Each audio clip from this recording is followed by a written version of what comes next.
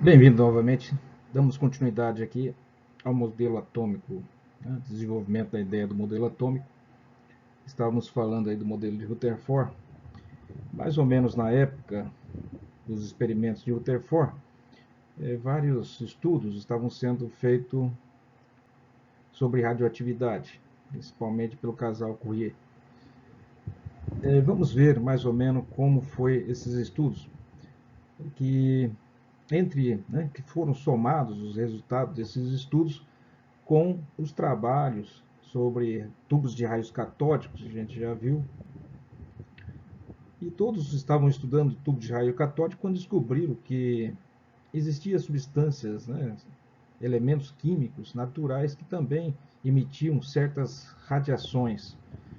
Não eram radiações exatamente iguais às produzidas em tubo de raio catódicos, mas algumas delas tinham um comportamento muito similar, tipo polônio, que emitia radiações alfa, urânio, que emitia radiações do tipo beta e também emitia radiações do tipo gama, e alguns elementos também emitiam radiação X.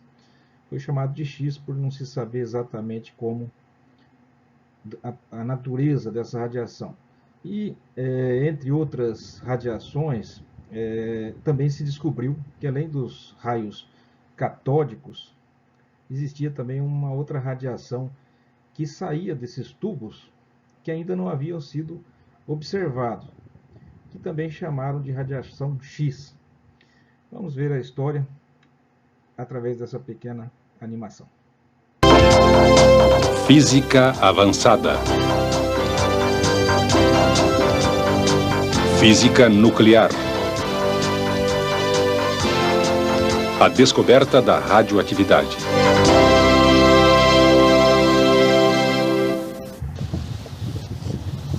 Do que você se lembra quando ouve as palavras radiação nuclear? Da bomba? Ou de nuvens em forma de cogumelo? Talvez tenha visões de lixo nuclear destruindo o ambiente por vários séculos. Você já notou que a radiação nuclear faz parte da experiência humana desde o início dos tempos? As pessoas não percebiam porque os nossos sentidos não conseguem detectar a radiação nuclear. Se de alguma forma pudessem modificar a sensibilidade dos olhos, perceberiam que ela era emitida por certos tipos de rochas e até certo ponto por todos os seres vivos, incluindo o homem. Foi em meados do século XIX que uma série de eventos revelou ao homem que a radiação existe. Michael Faraday fez experiências com um tubo de vidro contendo eletrodos, ligado a uma fonte de alta tensão.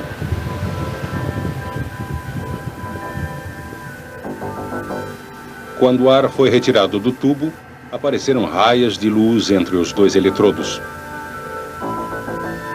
Outros cientistas verificaram que quanto mais ar era retirado do tubo, mais se alterava o padrão. Notem o seguinte, que as dificuldades tecnológicas da época não permitia que todo o ar fosse retirado de dentro dos tubos. As bombas de alto vácuo ainda não existiam. Então, o que estava acontecendo aqui é que os elétrons que saíam do polo negativo eram acelerados em direção ao polo positivo por atração elétrica. E ao se moverem em alta velocidade, se chocavam com as partículas, né, dos gases, as moléculas e os elementos gasosos que ainda estavam no tubo. Ao fazer isso, esses elétrons retiravam outros elétrons dessas moléculas e elementos químicos do gás.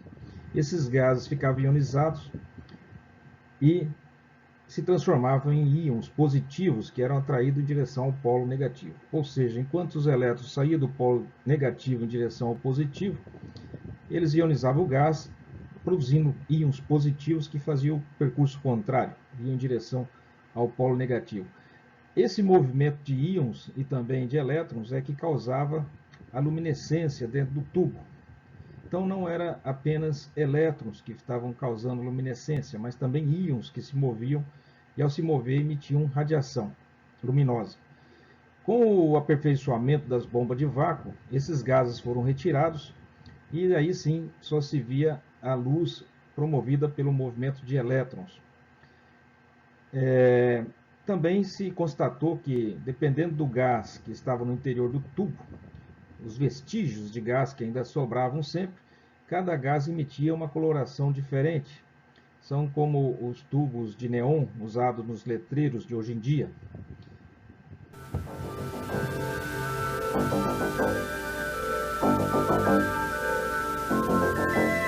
Quando se coloca uma tela fluorescente em um tubo altamente evacuado, uma linha brilhante na tela sugere que alguma coisa está se movendo entre o cátodo e o anodo. Essas coisas misteriosas foram denominadas raios catódicos. Outras experiências mostraram que campos elétricos podem defletir os raios catódicos. Esse é o princípio das lâmpadas fluorescentes hoje em dia. Existe um tubo, um vácuo, e existe um material fluorescente que está no interior do tubo, nas paredes do tubo. Quando os elétrons passam da direção do cátodo em direção ao ânodo, eles promovem luminescência. Essa luminescência são radiações emitidas pelos elétrons durante o movimento. E essas radiações promovem fluorescência, que são vistas e usadas para iluminar os ambientes, até recentemente. Hoje já estamos substituindo por LED e outras tecnologias. As experiências revelaram que um campo magnético também pode refletir os raios. Esse aí é o tubo de raios catódicos que deu origem, o estudo desses tubos e do movimento dos elétrons, deu origem aos atuais, já não tão atuais, tubo de TV, tubo de raios catódicos da TV, dos osciloscópios e outros equipamentos eletrônicos que usavam esses tubos. Hoje também as TVs já utilizam ponto quântico, usam outras tecnologias, mas foi a partir desses estudos que se chegou à tecnologia da televisão. Essas observações sugeriram que os raios catódicos são partículas carregadas negativamente. Quando Wilhelm Röntgen começou a estudar esses raios, fez uma descoberta extraordinária. Ele estava fazendo experiências com um tubo de raios catódicos altamente evacuado e coberto com papel opaco.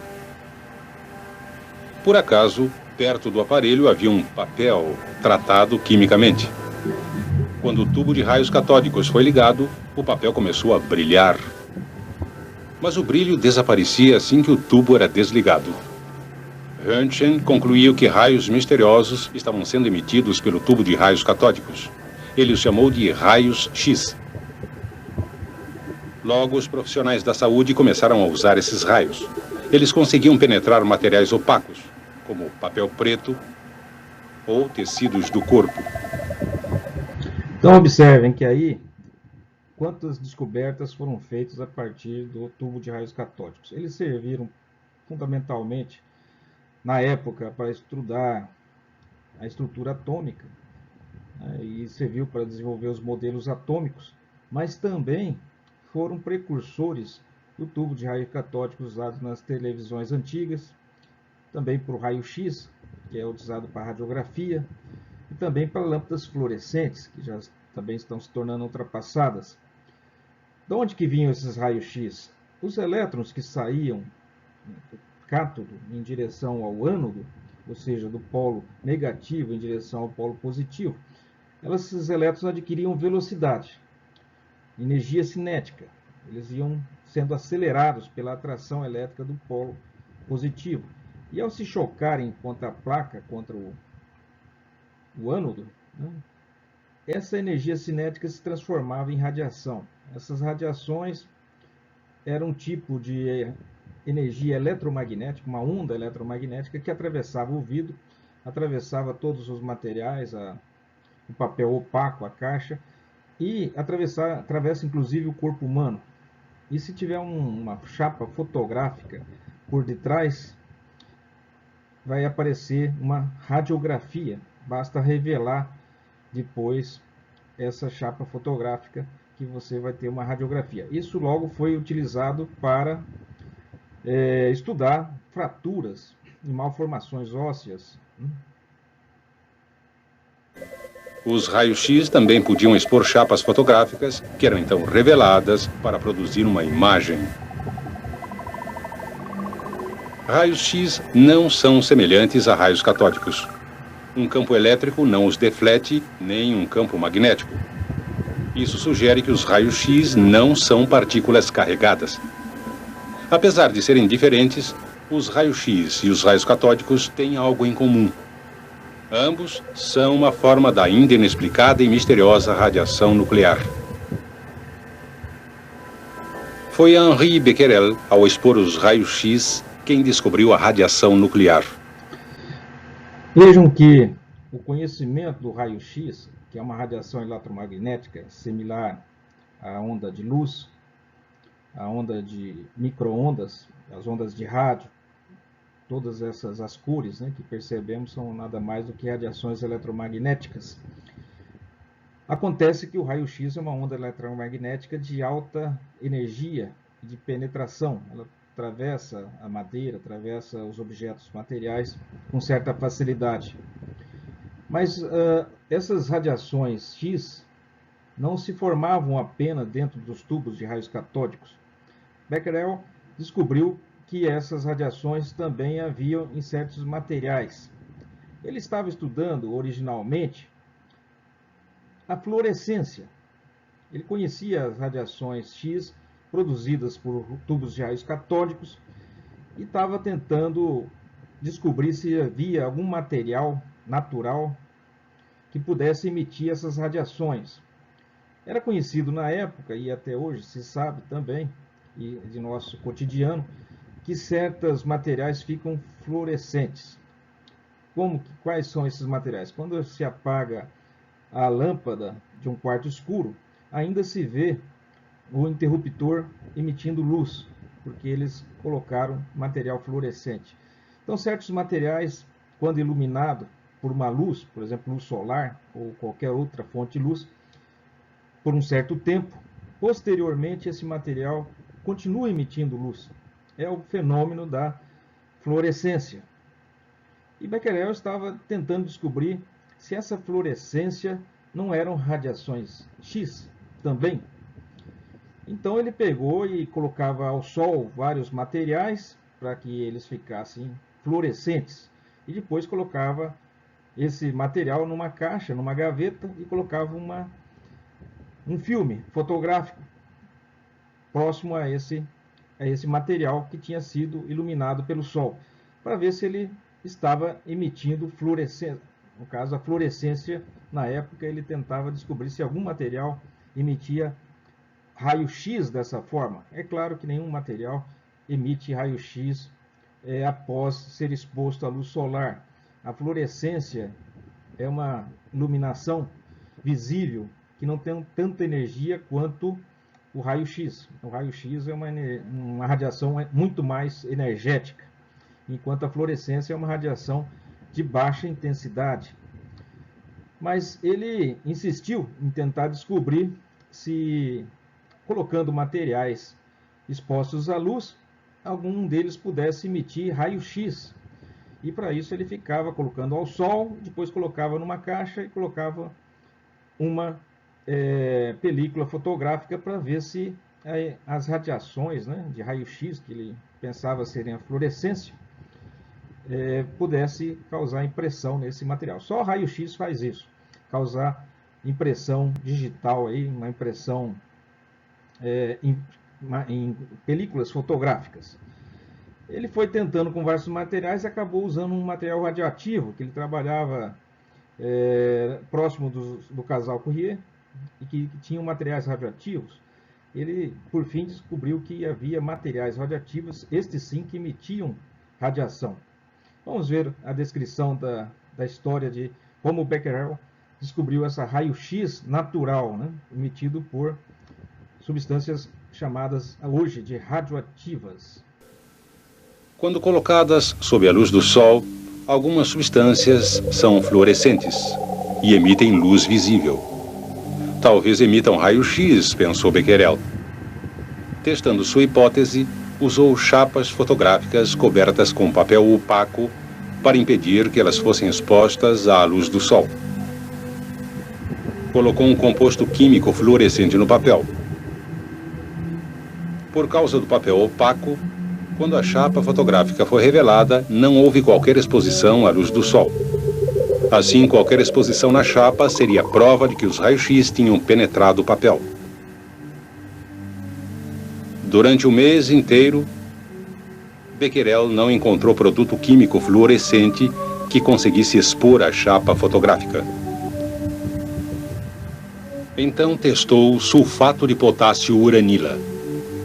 Dessa vez, após seguir seu procedimento normal, Becquerel observou que a chapa fotográfica estava ligeiramente exposta. A radiação vinha mesmo do sulfato de potássio uranila? Ou de algum outro lugar? Colocou então um objeto entre a amostra e a chapa fotográfica. Quando a chapa foi revelada, apareceu o formato do objeto, o que parecia comprovar sua hipótese de que os raios-x estavam sendo produzidos diretamente de sua amostra fluorescente. Mas, certa manhã, o céu ficou nublado, logo depois que ele preparou outra experiência com sulfato de potássio uranila. Becquerel então deixou a experiência de lado. Como o céu permaneceu encoberto durante vários dias, já impaciente, decidiu revelar as chapas a si mesmo. Para sua grande surpresa, elas estavam muito expostas. Ele percebeu logo que a amostra tinha emitido algum tipo de radiação sem ser estimulada pela luz do sol. Esses raios Becquerel eram similares aos raios-x por sua capacidade de penetrar o papel, que era opaco à luz visível. Mas pareciam ser diferentes dos raios-x, porque os raios-x podiam ser ligados e desligados, o que não acontece com os raios Becquerel.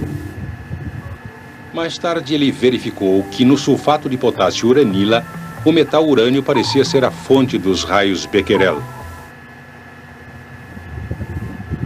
Os raios Becquerel não eram afetados pela aplicação de calor ou por tratamento do composto de urânio com produtos químicos. Becquerel também testou seus raios com um eletroscópio. Então, notem o seguinte, que Becquerel estava originalmente fazendo experimentos com fluorescência. Essa fluorescência que vemos nos interruptores de lâmpadas, quando apagamos a luz, elas continuam luminosas para nos orientar. E ele pensou que se colocasse algum material exposto à luz do sol, a fluorescência fosse a mesma radiação X que já tinha sido observado em tubos de raios catódicos. Mas, depois de testar diversos materiais, sempre colocando ao sol e depois colocando o material para sensibilizá-lo e depois colocando exposto a uma chapa fotográfica. Então ele notou que nada disso acontecia. Apenas raio-x consegue penetrar, atravessar o papel e sensibilizar uma chapa fotográfica.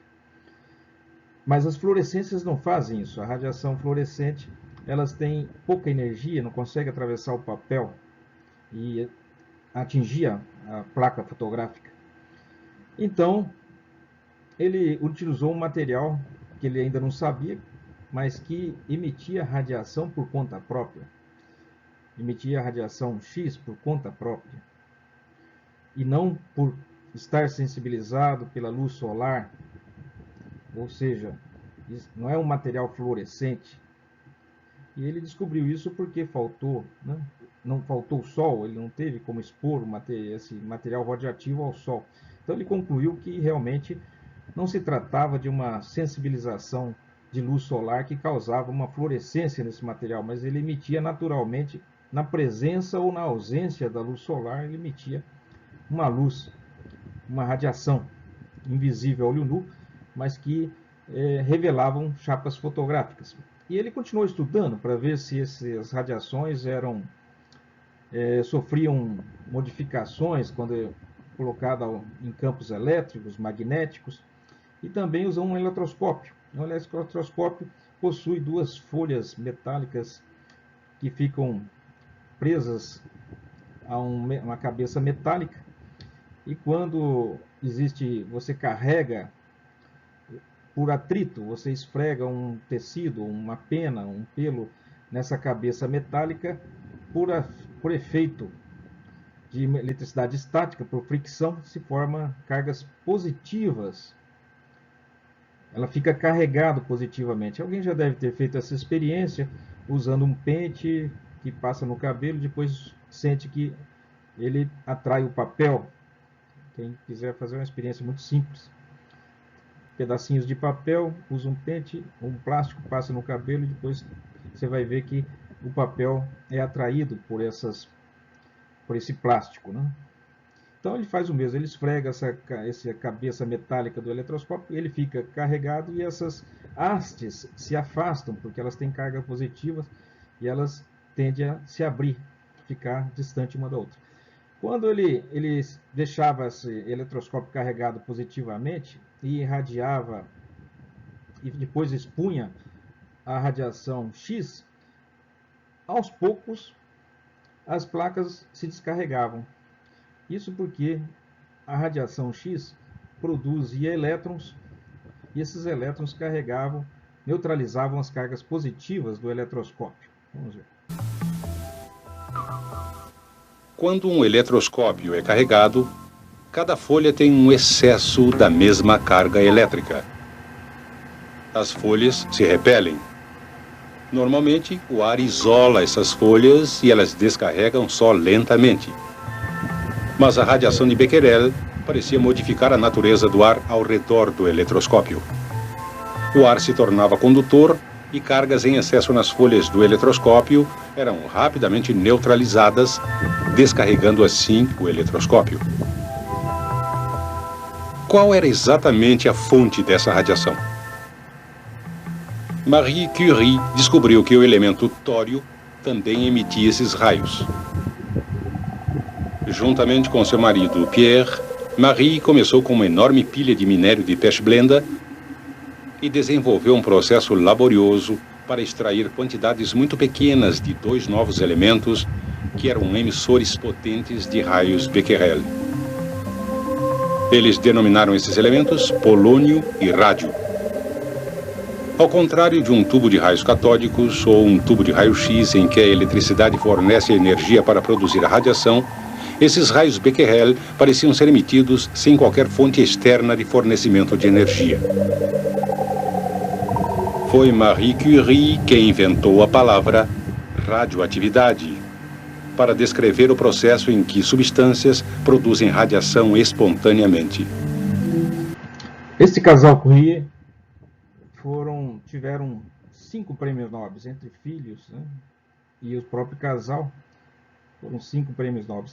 Eles trabalharam exaustivamente com toneladas de minério para extrair desse minério pequenas quantidades de urânio, de tório, de polônio, e foram eles que batizaram essas substâncias novas descobertas por eles. Eles se expunham à radioatividade durante esse trabalho. Muitas vezes, todos os primeiros pesquisadores não conheciam o perigo da radioatividade. Essa radioatividade natural, ela é muito perigosa, pode causar câncer e diversos problemas. E, de fato, o marido, né, dela teve problemas, e ela também. Mas importante é que, com isso, eles descobriram a radioatividade emitida por certos elementos químicos e também notaram que havia uma certa similaridade com as radiações catódicas. Isso deu material para Rutherford fazer experiências. Antes ele estava bombardeando, né, uma placa, materiais utilizando tubo de raios catódicos. Agora, uma ampola, ele podia usar essas radiações para bombardear uma folha de ouro. Qual era a diferença? É que no tubo de raios catódicos são elétrons que saem do polo negativo em direção ao positivo, então com carga negativa. Ele queria uma radiação com carga positiva. As partículas alfas tinham carga positiva. E ele sabia disso porque quando a radiação alfa era emitida, ele podia ver o efeito que cargas e campos magnéticos e elétricos causavam na trajetória das partículas alfas, assim como ele foi estudado também a influência de cargas elétricas e magnéticas na trajetória dos elétrons, né, das radiações beta. Então, muitas radiações que foram observadas na radioatividade natural também havia uma certa similaridade com algumas radiações encontradas nos tubos de raios catódicos. E esses conhecimentos serviu para desenvolver aparelhos de raio-x para fazer radiografia e também para tubos, né, de raios catódicos usados nas televisões e para o estudo do modelo atômico de Rutherford. Outros logo se juntaram a Becquerel e aos Curies. Passaram todos a pesquisar e descobrir a fonte dessa radioatividade, o núcleo do átomo.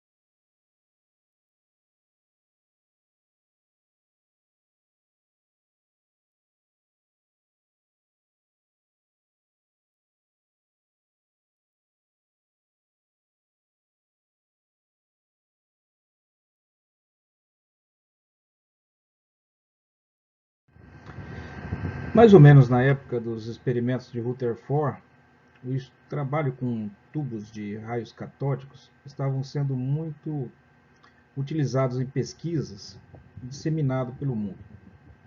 E entre vários estudos, alguns se concentraram numa radiação que se formava, chamado de raios canais, que era uma radiação positiva que se formava dentro dos tubos, quando estes possuíam certa quantidade de gás.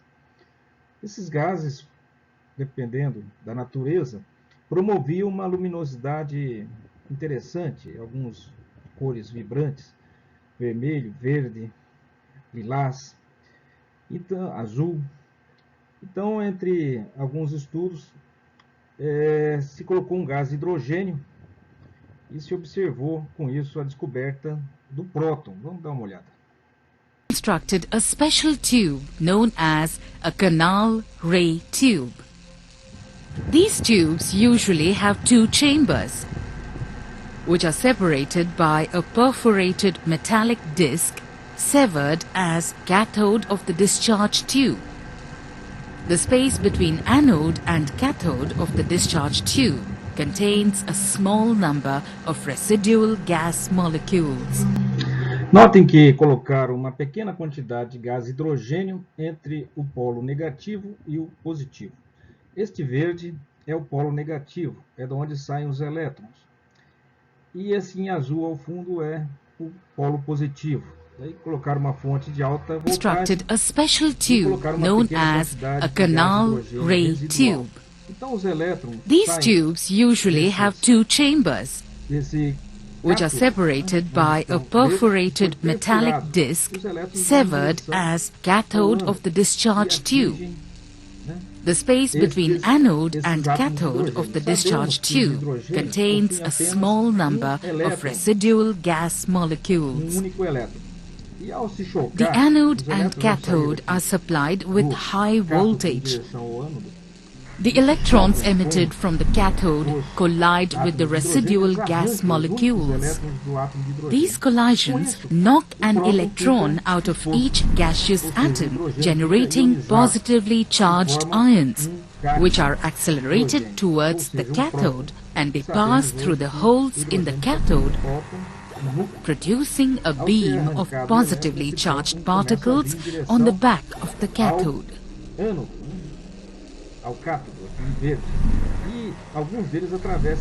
As the positively charged particles pass through the holes or the canals in the cathode, they are called canal rays. Dessa forma descobriram os prótons, porque com o conhecimento que já havia se W. desenvolvido Wien sobre succeeded as in deflecting the propriedades, as canal maneiras de rays. medir a velocidade, a He massa, made o momento, one small circular hole in the cathode and introduced two plates behind the cathode. conhecimento para se determinar a massa e a carga When dessas a strong partículas. electric field A is massa applied e a carga between do the próton foi plates, determinado the dessa maneira. particles are attracted towards the negative electrode, so that these are positively charged particles. Therefore, these are often called as positive.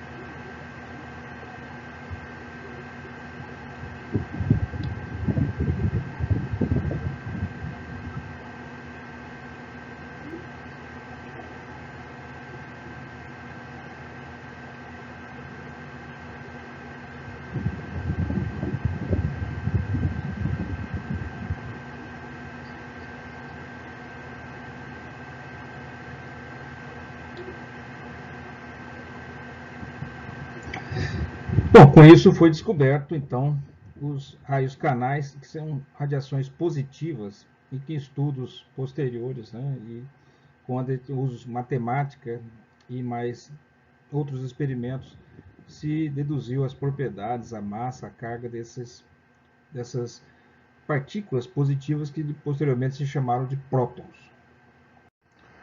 O nêutron foi descoberto também utilizando radioatividade. Com certos experimentos, Chadwick fez com polônio, um elemento radioativo que emite partículas alfa, e ele fez bombardear uma placa de berílio. Então, está aí o polônio dentro de um cubo de chumbo que permite a emissão de partículas do tipo alfa. Essas partículas são direcionadas para atingir uma chapa de berílio, está dentro de um bloco de chumbo.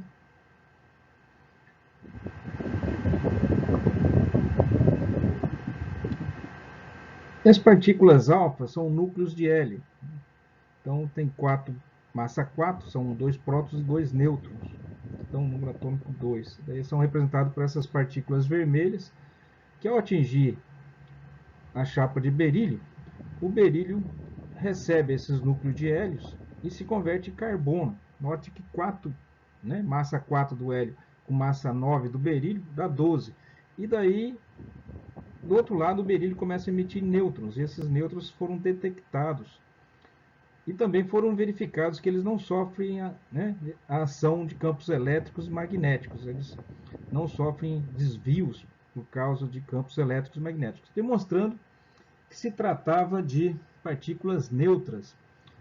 Esse detector, com vários elementos aí, foi possível constatar a massa dessas partículas e também a carga, ou seja, a carga zero, porque não sofria o efeito de sobre campos elétricos nem magnéticos. Então, Chadwick ganhou o prêmio Nobel de Química justamente por essa descoberta do nêutron.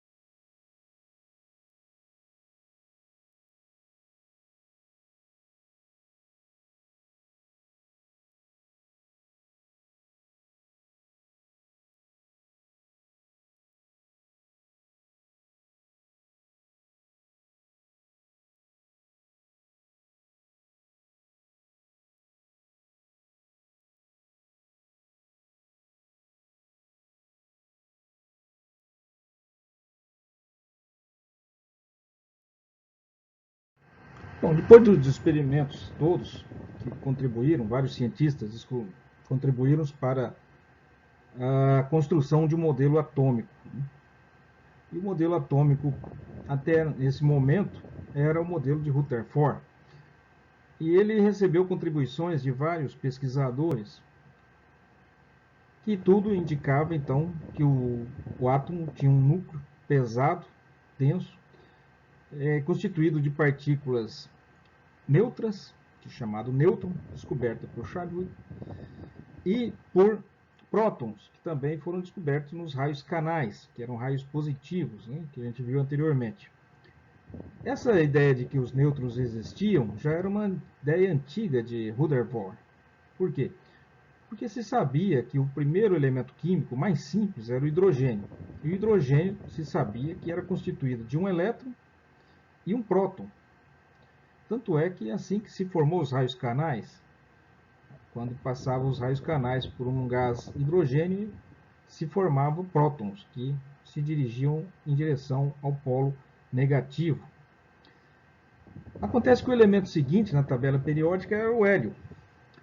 E o hélio tinha 2 prótons e tinha 2 elétrons girando em volta desse átomo de hélio. Isso eles já sabiam também.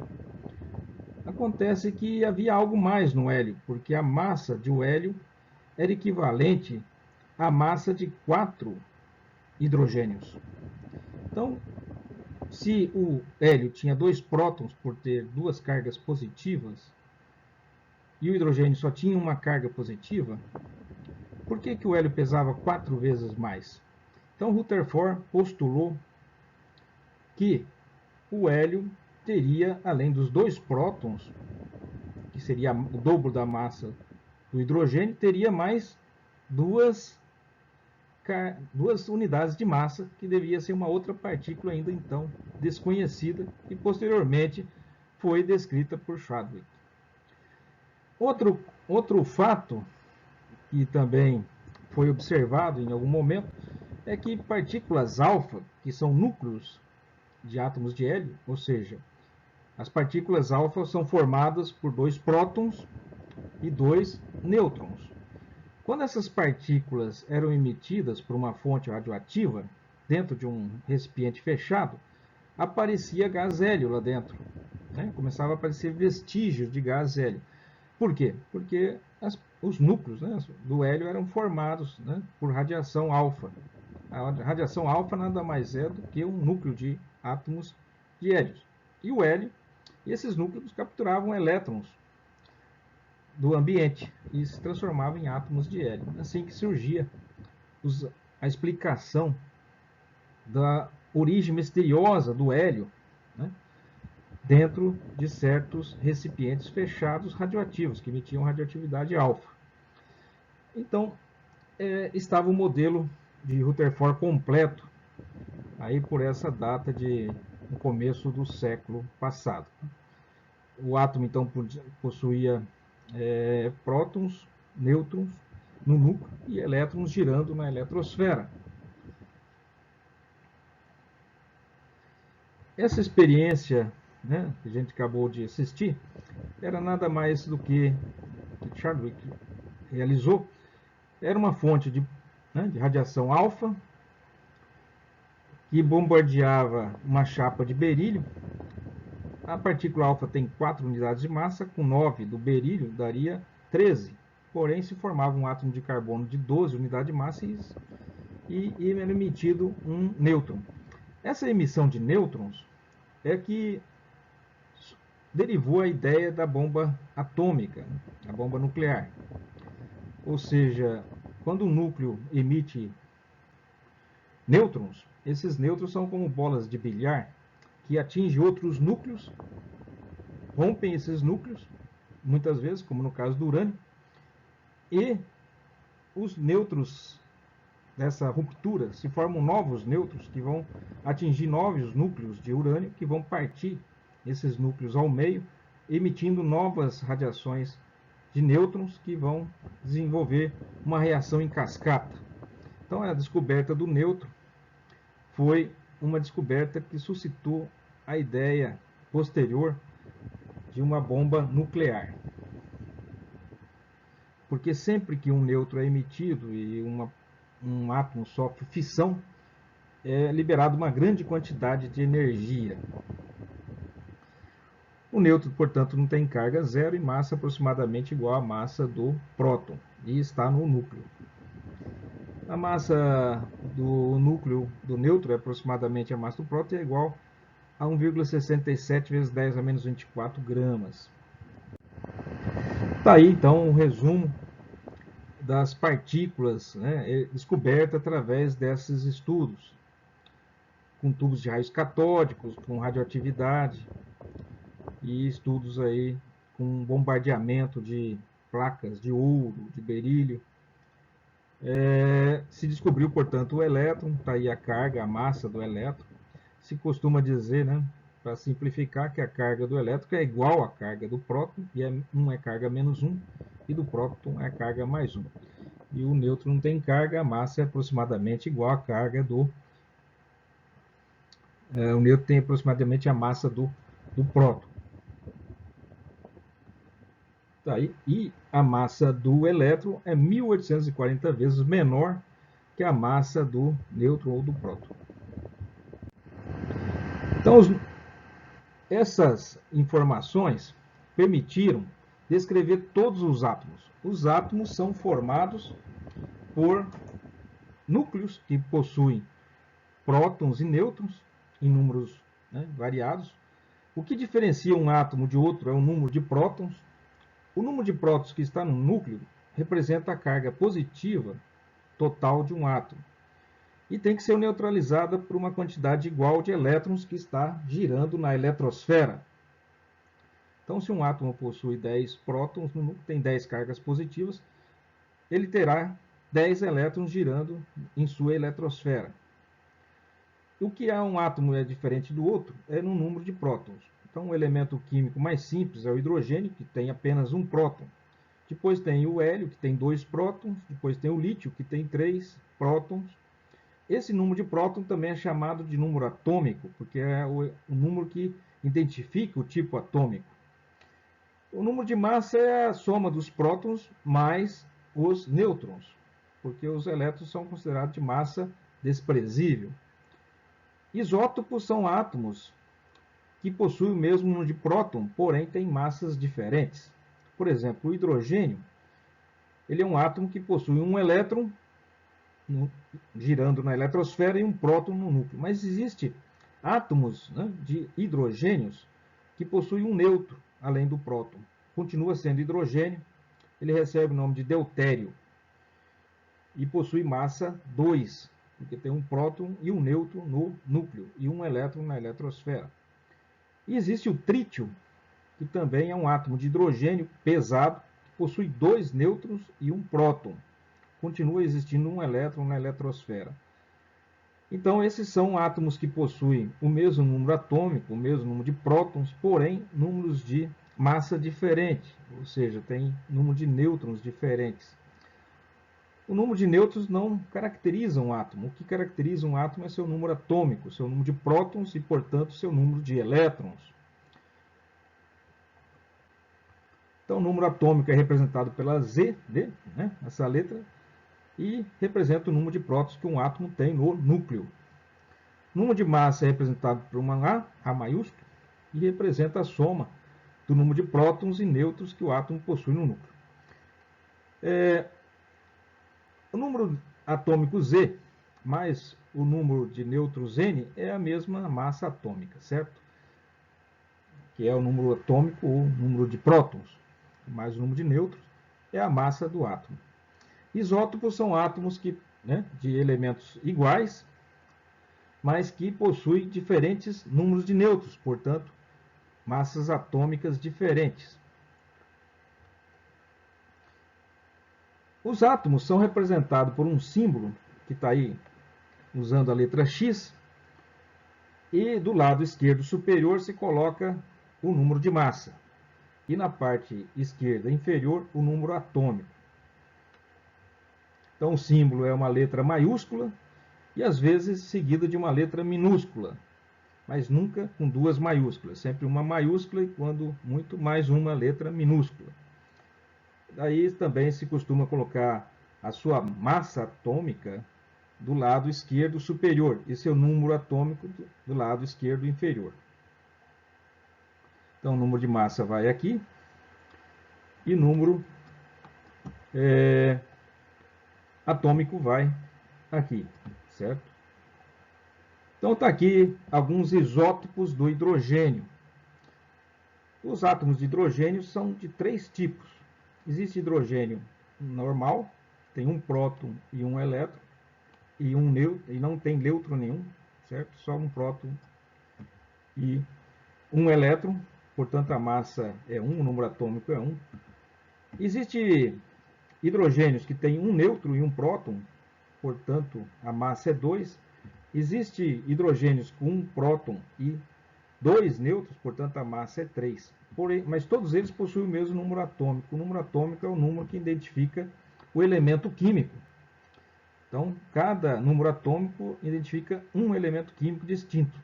ainda que possa haver isótopos desse elemento químico, ou seja, esse elemento químico pode ter diferentes massas, diferentes números de nêutrons, mas continuam sendo o mesmo elemento químico, são isótopos, né? Formas isotópicas. Também se diz que o hidrogênio de massa 2 se chama deutério, representa também pela letra D maiúscula. E o hidrogênio de massa 3 também se representa por um T maiúsculo, que seria o trítio. Existe o urânio 235, que é a massa desse urânio, e o isótopo de urânio 238, que possui massa 238, mas ambos são urânio, ou seja, tem o mesmo número de próton, o mesmo número atômico, 92. Um desses urânios é físsil, né? Ou seja, ele sofre ruptura, ele se divide quando bombardeado por nêutrons. E daí é usado para a construção de reatores nucleares e bombas nucleares. Para não ficar dúvida, aqui está os isótopos do hidrogênio. Então, vemos aqui o hidrogênio mais simples. Todos são hidrogênios, por quê? Porque todos eles têm um próton. Essa bolinha vermelha representa um número atômico ou um número de prótons. Então, todos eles são hidrogênios por possuir número atômico 1. E esse número atômico 1 é escrito na parte inferior esquerda do símbolo do átomo de hidrogênio. A massa pode variar porque alguns átomos de hidrogênio possuem um nêutron, outros possuem 2 nêutrons e outros não possuem nêutron, né? Mas são todos hidrogênio, mas um possui massa 1, outro possui massa 2, outro possui massa 3. O mais abundante é o hidrogênio normal. Existe uma porcentagem muito pequena de hidrogênio 2 e muito menor ainda, ínfima, de hidrogênio 3. O hidrogênio 3 é chamado de trítio e o hidrogênio 2 é chamado de deutério. Então está aí para ficar claro, todos eles têm um elétron na eletrosfera e uma carga positiva ou um próton, número atômico 1, um próton no núcleo. Bom, aqui estamos resolvendo agora já alguns exercícios. Dar o número de prótons, nêutrons e elétrons de cada uma das seguintes espécies. Então, acabamos de ver que o número atômico, é o número de próton, fica do lado esquerdo inferior. Então, o número de prótons, ou o número atômico do sódio, aqui, Na, é 11, ou seja, tem 11 prótons. Esse outro átomo de sódio também é sódio porque tem número atômico 11, porém é um isótopo do sódio 20, é o sódio 20 e o sódio 22. São isótopos porque possuem iso, quer dizer igual, topos, quer dizer, né, prótons, né, mesmo no lugar. Então, 20 de massa, 22 de massa. Por que as massas são diferentes se eles têm o mesmo número de prótons? Porque tem número de nêutrons diferentes.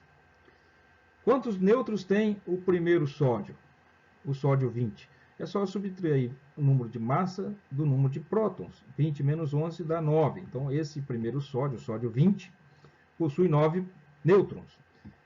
O segundo sódio, o sódio 22, se eu subtrair 22, que é a massa, que é o total próton mais nêutron, dos 11, que são só prótons, fica 11 nêutrons. Então, o primeiro tem 9 nêutrons, o segundo, B, tem 11 nêutrons. Aqui nós temos o oxigênio 17. Também o oxigênio possui isótopos. O isótopo mais abundante do oxigênio tem massa 16. Esse é o isótopo 17. Existem também isótopos 18.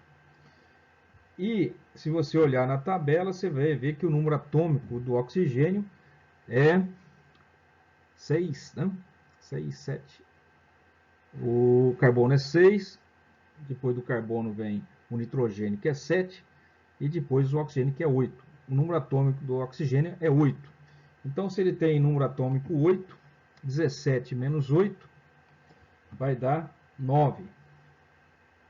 Então, tem 9 nêutrons esse oxigênio 17, certo? Enquanto que o oxigênio 16 terá 8 nêutrons, né? E o oxigênio 18, que é outro isótopo, terá 10 nêutrons. O carbono 14, também é escrito assim, esse 14 se refere à massa do carbono. Então, carbono 14 significa carbono com massa 14. 14 seria a soma de prótons mais nêutrons deste carbono. É um dos isótopos do carbono. Existe o carbono 14, o carbono 13 e o carbono 12, que é o mais abundante. O carbono 14 é usado para datação de fósseis.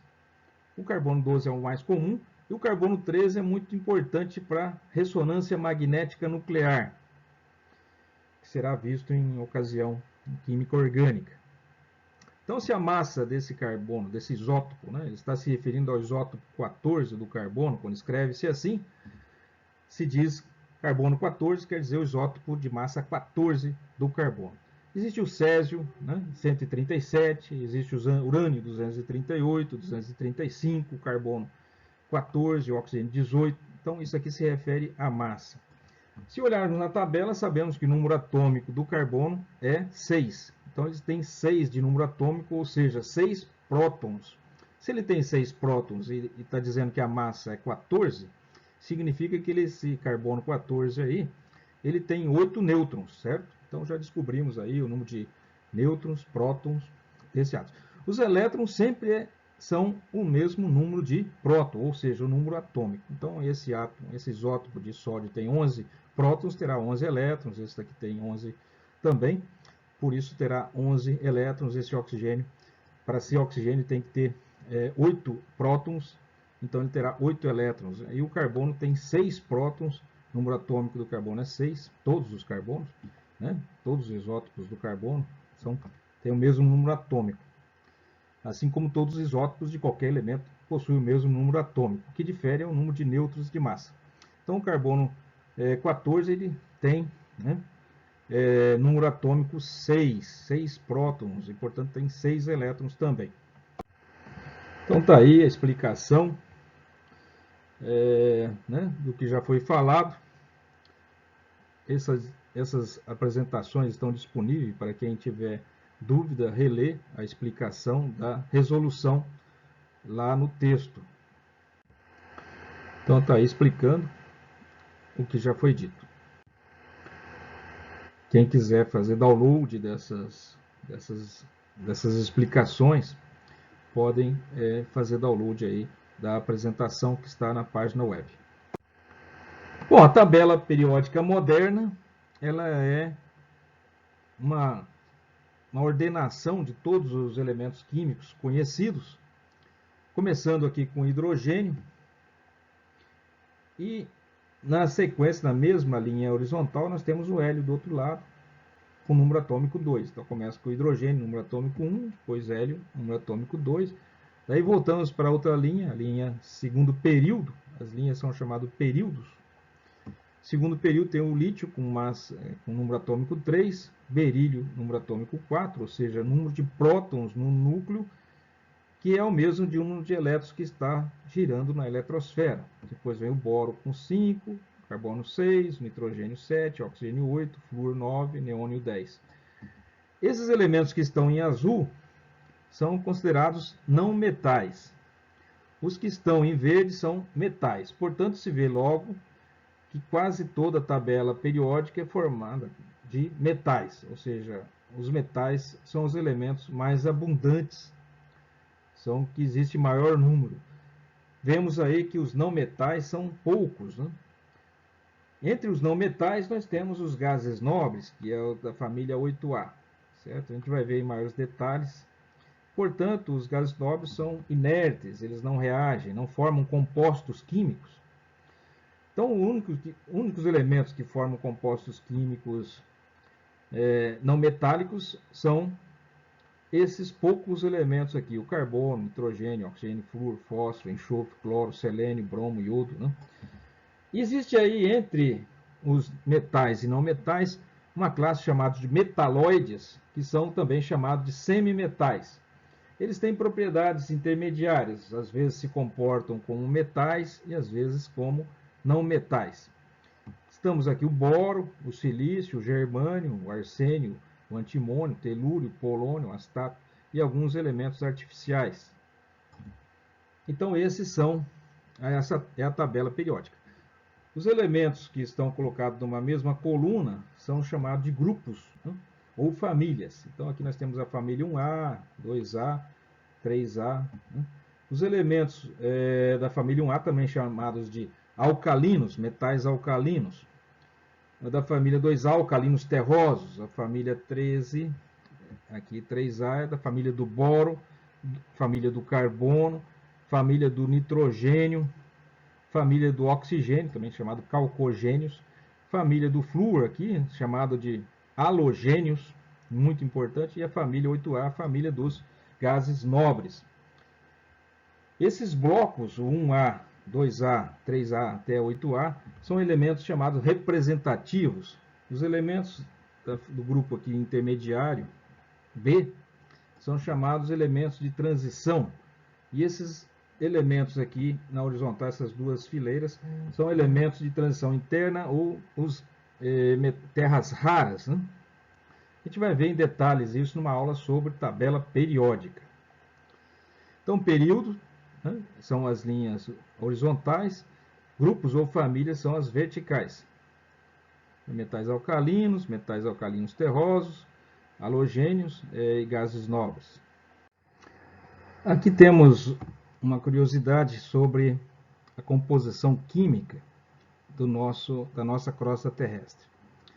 A Terra é formada por uma crosta que vai até aproximadamente 40 km de profundidade, depois tem um manto e finalmente um núcleo. O núcleo é sólido, constituído principalmente de ferro, níquel, e o manto é líquido, né, com uma série de elementos aí em altas temperaturas. São os elementos mais densos que estão na profundeza da Terra. Não se conhece muito o centro da Terra por dificuldades técnicas de fazer análise e prospecção, mas do conhecimento dos vulcões e dos estudos que se tem, se acredita que a composição é essa. A maior parte do planeta, né, da crosta terrestre, pelo menos, em massa, né, a cada 100 gramas de crosta terrestre, teríamos uma porcentagem maior de oxigênio, principalmente na forma de água, né, formando H2O. Tem muito hidrogênio também, mas o hidrogênio, por ter uma massa pequena, ele é muito leve, é massa 1. Então, ainda que tenha muito hidrogênio na superfície da Terra, na forma de água, em termos de massa ele é desprezível, por ser muito leve. Depois tem silício, né, que são os silicatos, os quartzos, né, as rochas. Tem alumínio em grande quantidade na crosta terrestre, ferro 6,2%, cálcio 4,7%, depois tem magnésio 2,8% e outros elementos 5,3%. Então, esses poucos elementos, oxigênio, silício, alumínio, ferro, cálcio e magnésio, que compõem 95% aproximadamente da superfície terrestre formada por esses elementos químicos. É claro que eles estão em composição, formando compostos químicos, não estão na forma pura, estão formando aí outros, fazem composição, formam silicatos, formam aluminatos, né? O óxido de ferro, formam minérios de ferro. A abundância natural dos elementos no corpo humano, por sua vez, ou seja, o nosso corpo é formado quase que por 99% aproximadamente do nosso corpo, é formado por 12 elementos químicos. Apenas 12 elementos químicos são responsáveis pela construção de toda a nossa complexidade. Ou seja, apenas 12 elementos químicos são responsáveis por 99%, né, 98,8% de nossa massa corporal. Também, é claro, não estão elementos puros, eles estão formando moléculas, né, complexas. O oxigênio é responsável por 65% do nosso corpo, porque forma água, né? A água é responsável pela maior parte do nosso corpo. O carbono, né? Depois o hidrogênio, ainda assim, 10%. Nitrogênio, 3%. Cálcio, 1,6%. Fósforo, 1,2%. Mesmo assim, ainda existem outros elementos, como ferro, cobalto, né? Que são importantes. Cobre, o cobalto para vitaminas, né? Vitamina B. O ferro é importante para a hemoglobina. Então, são elementos essenciais, micronutrientes, que estão presentes no nosso corpo e são importantes, né? Mas, em suma, nosso corpo não é formado por muitos elementos químicos. Isso mostra versatilidade, como poucos elementos químicos conseguem construir estruturas tão complexas quanto um organismo vivo. Bom, moléculas o que são? É um agregado de 2 ou mais átomos em um arranjo definido, mantidos juntos por forças químicas, por ligações químicas, né? Os átomos se ligam, normalmente átomos não metálicos se ligam para formar moléculas. Então, aqui nós temos moléculas, alguns exemplos de molécula. 2 átomos de hidrogênio se ligam para formar a molécula de gás hidrogênio. 2 hidrogênios se ligam a um átomo de oxigênio para formar a molécula de água.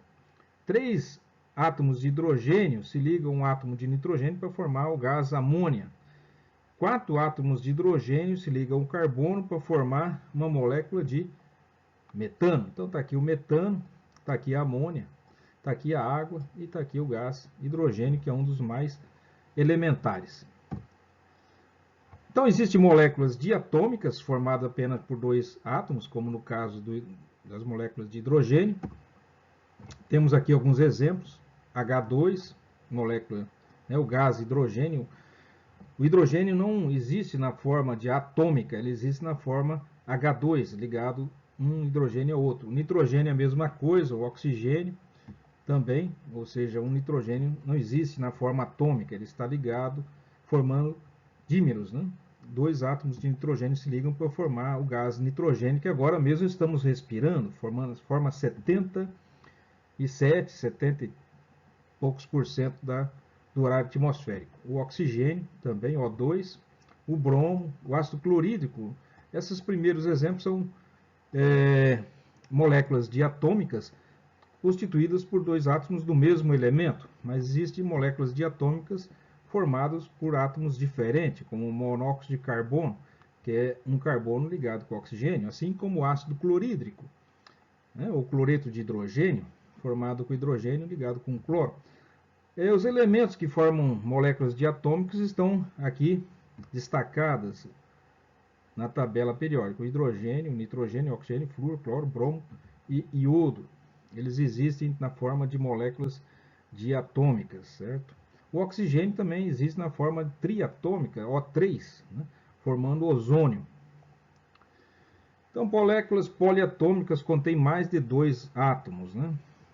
Temos aí o O3, que é o ozônio, a água, que seria formada por 3 átomos, sendo 2 hidrogênio e 1 oxigênio, a própria amônia, que já falamos, está desenhado aqui assim, e o metano, são átomos, moléculas poliatômicas. Esses átomos se ligam de diversas formas, formando moléculas mais complexas, né, de diversas complexidades, infinitas complexidades, e inclusive de massas moleculares muito elevadas. Milhares de átomos de carbono se unem, formando vastas cadeias que estão ligadas a outros elementos, formando moléculas extremamente grandes. E isso é o campo da química orgânica, estuda muito esses aspectos. É claro que quando um átomo, né, que é formado de prótons que estão no núcleo, como vimos, e elétrons girando na eletrosfera, pode acontecer desses átomos perderem elétrons, e ao perder elétron fica com uma carga positiva a mais do que a carga negativa. Sabemos que o número de cargas positivas no núcleo, que são os prótons, tem que ser igual ao número de cargas elétricas negativas, os elétrons que estão girando na eletrosfera em volta do núcleo. Esses elétrons facilmente se desprendem do átomo. Prótons não podem se desprender do átomo, nem prótons, nem nêutrons, eles não se desprendem facilmente do átomo. Mas elétrons podem ser perdidos ou até mesmo ganhos. Então, quando se ganha um elétron, o átomo fica com uma carga elétrica negativa, uma carga adicional negativa, com o ganho de um elétron. Se perde um elétron, ele perde uma carga negativa, mas por manter as cargas positivas, ele fica com um desequilíbrio, né? Fica com uma carga a mais positiva, um próton a mais no núcleo. Então, esses desequilíbrios são possíveis de ocorrer E um átomo que ganha um elétron se transforma num ânion, que é um íon negativo. E um átomo que perde um elétron fica com uma carga positiva, e se chama um íon positivo, ou seja, um cátion. Então isso é o que ocorre naturalmente com átomos, perder e ganhar elétrons. O que eles não fazem é perder e ganhar prótons, isso não é impossível. Então, um exemplo aqui, o sódio, ele tem 11 prótons no núcleo, o número atômico dele é 11 e tem 11 elétrons girando na eletrosfera. O sódio pode perder um elétron e ficar com 10 elétrons, mas ele mantém os 11 prótons, ou seja, as 11 cargas positivas. Então ele se transforma num íon positivo, num cátion. O tamanho do cátion é um pouco menor do que, do átomo do cátion, é um pouco menor do que o átomo neutro de sódio. Então ele fica um pouco menor porque os elétrons que restam são mais atraídos agora pelo núcleo positivo. Então, ainda que os elétrons estão circulando em volta do núcleo a longas distâncias relativas do núcleo, ao perder elétrons, os elétrons restantes vão se tornar um pouco mais próximos do núcleo. Ânions são íons com carga negativa, são átomos que ganharam elétrons. Ao contrário de outros que perdem, existem átomos que ganham elétrons. Se um átomo neutro ganha um elétron, ele se converte num ânion. Ele pode ganhar um ou mais elétrons, assim como perder. Então está aqui o exemplo do cloro. O cloro tem 17 prótons no núcleo e tem 17 elétrons na eletrosfera. Ele pode ganhar um elétron adicional e ficar com 18 elétrons. Então fica com um elétron a mais, uma carga negativa a mais. Os átomos, os ânions, costumam ser maiores do que os átomos neutros. Note aqui que o cloro foi representado com uma esfera verde um pouco maior do que o cloro neutro. Então, são ânions.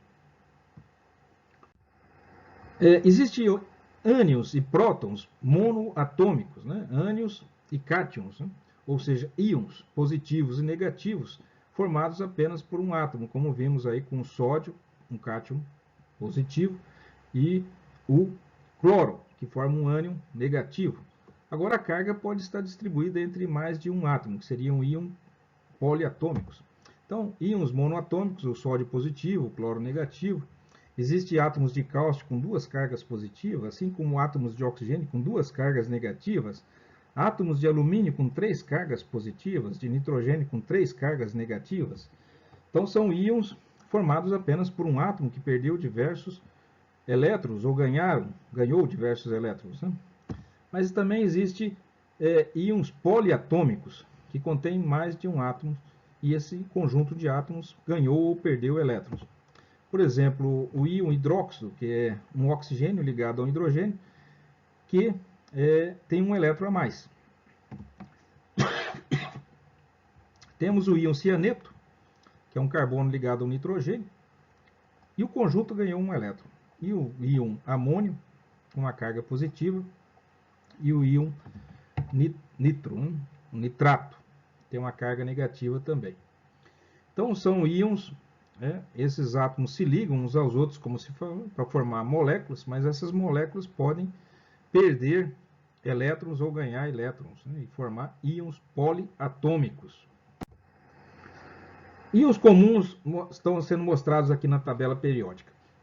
Íons atômicos, certo? Monoatômicos. Então, íon de lítio, os íons da família 1A, dos elementos da família 1A, costumam ter uma carga positiva, formar cátions, uma carga positiva. Desde logo, já adianto que os metais costumam perder elétrons e formar cátions.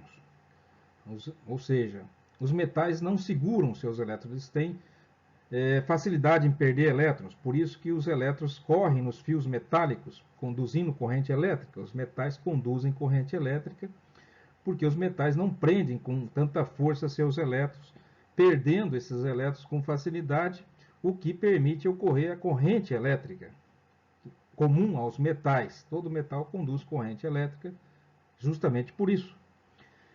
E entre os metais os elementos da família 1A, os metais alcalinos, costumam perder apenas um elétron, mais comum ocorrer com eles. Então, formam cátions de carga mais 1. Os elementos metálicos da família 2A, que são chamados de metais alcalinos terrosos, costumam perder 2 elétrons. Portanto, formam cátions com carga mais 2. Os elementos da família 3A, né, os metais da família 3A, costumam perder 3 elétrons, formando cátions de carga mais 3. Os da 4A, né, poderiam perder 4, né, e perdem 4 elétrons, formando cátions com carga mais 4. Mas também, curiosamente, também se forma cátions com carga mais 2. Então, existem duas possibilidades. O estânio, por exemplo, pode perder 2 elétrons, formar um cátion com carga mais 2, ou com carga mais 4, perdendo 4 elétrons. Assim também ocorre com o chumbo.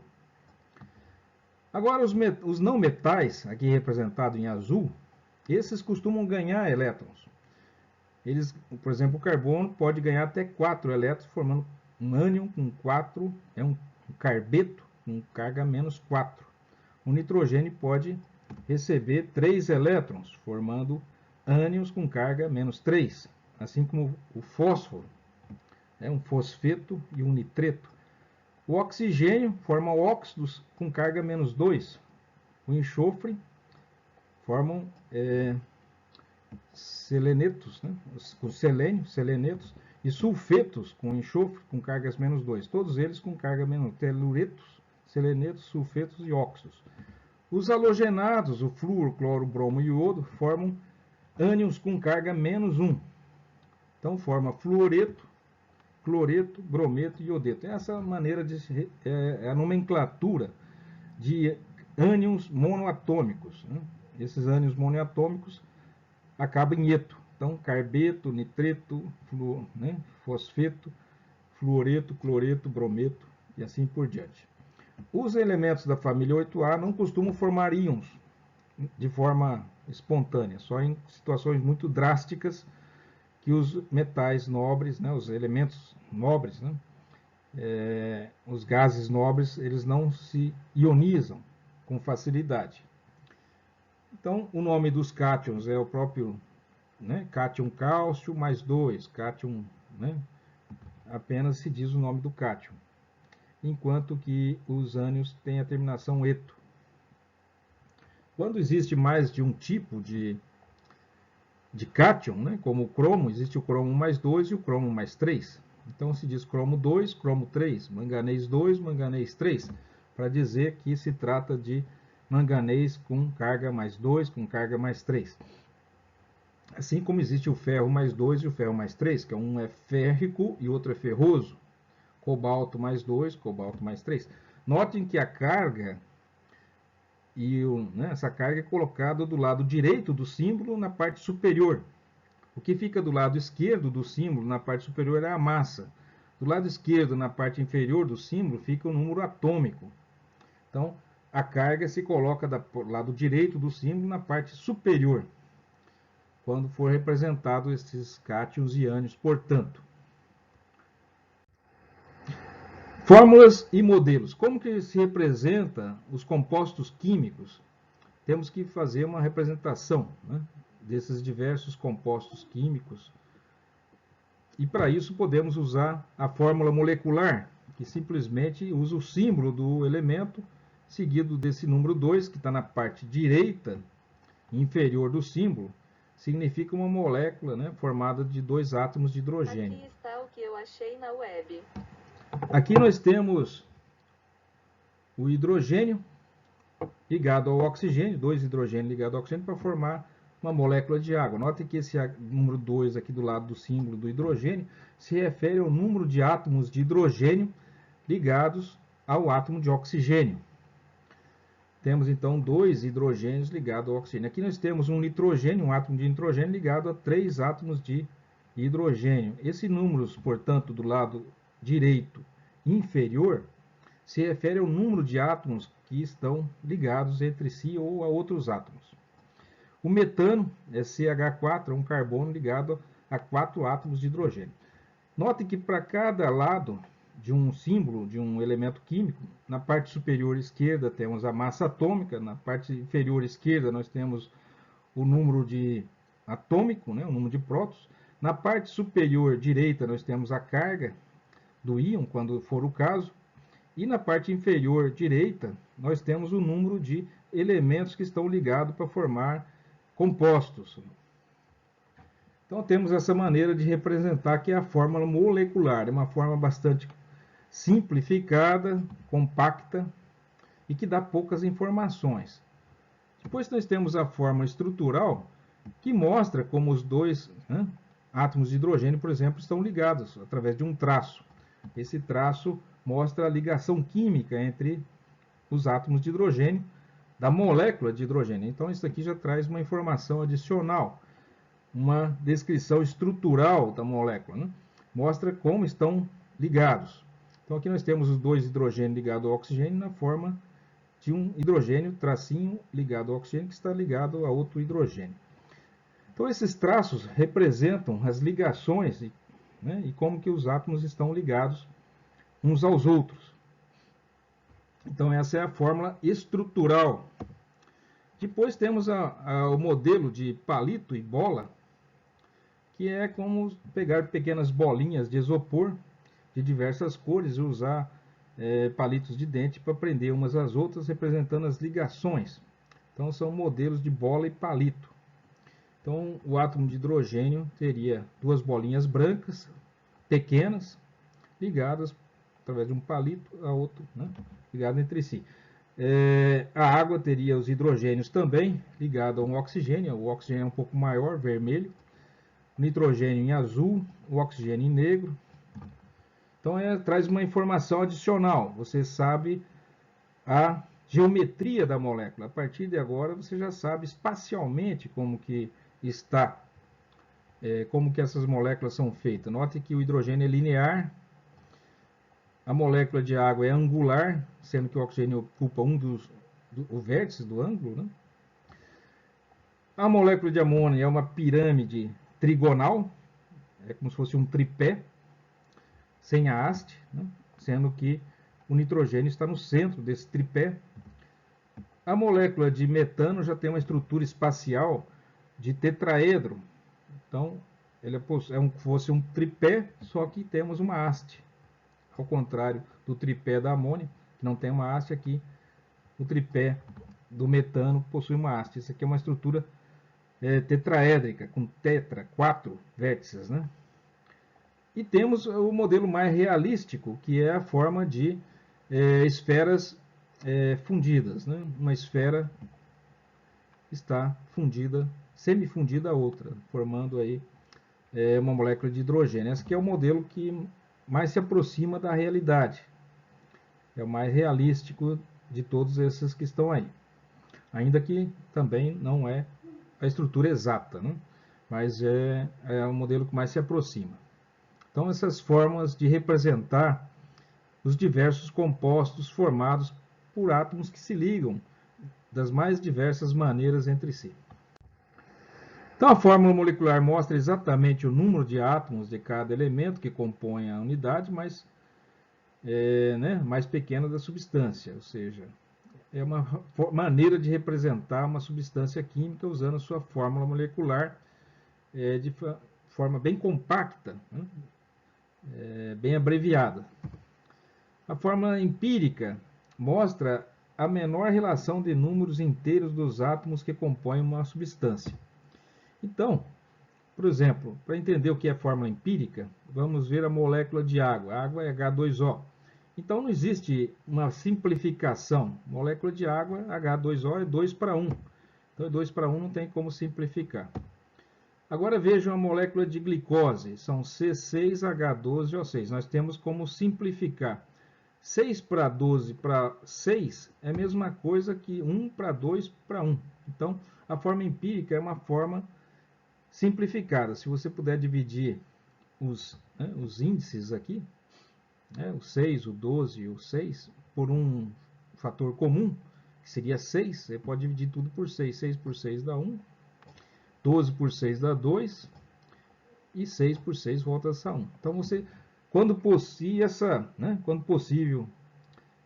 de fazer uma simplificação desse tipo, você obtém a fórmula empírica. A fórmula empírica, para casos de moléculas, é uma maneira de representar, mas a molécula em si é a que, de fato, representa o composto. A fórmula empírica é uma simplificação e representa simplesmente a proporção entre os átomos. Simplesmente isso. Isso, carbono H2O, não é uma molécula de glicose, não tem nada a ver com glicose aqui. Isso aqui é um formaldeído. É o formol. Isso que é o formol. Então, a fórmula empírica do formol, da glicose, é igual à fórmula empírica do formol.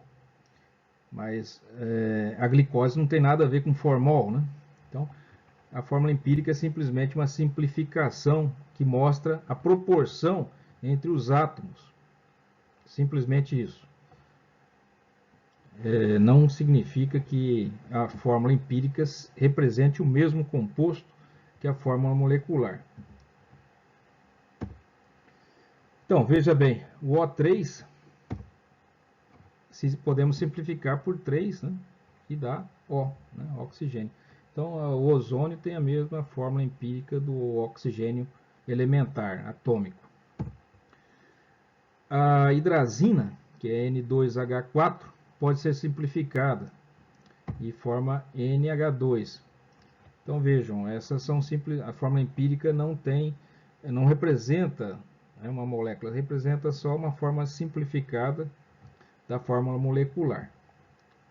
Então, hidrazina, a fórmula empírica de hidrazina é 1:2, né? 1 de nitrogênio para 2 de hidrogênio.